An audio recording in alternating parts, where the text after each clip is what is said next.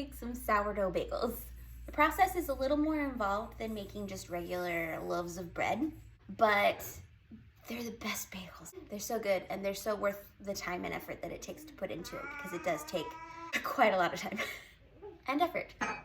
The recipe that I'm using today makes 12 bagels so that I can have some to eat, some to freeze, some to share.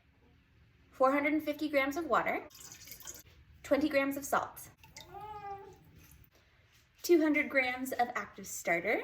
I fed him last night so that he'd be ready to make bagels this morning, and he is looking like he's rearing to go. 40 grams of a liquid sweetener. I'm using honey. I've also used maple syrup, and that works just fine. I'm sure there's a bunch of different options that you could use. Honey farts. We're gonna stir all this together. Now that that's stirred together, we're gonna add 900 grams of bread flour. I'm gonna give this an initial mix so that my mixer doesn't send flour everywhere.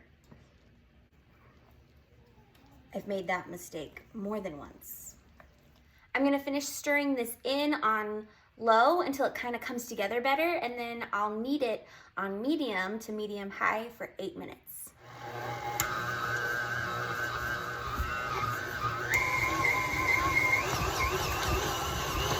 8 minutes.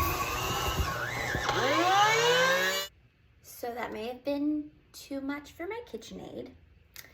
I did the same recipe at my sister's house, but she has a Bosch.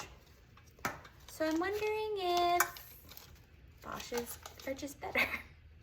So I guess I'll just knead it by hand for the last 2.5 minutes of that timer.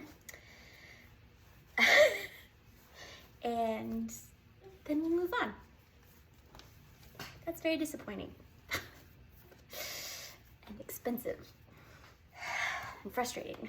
It's okay, now I can just take my frustrations out on the dough, right?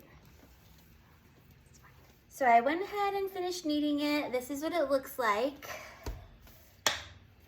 Gonna oil this bowl, plop them in there, press them flat,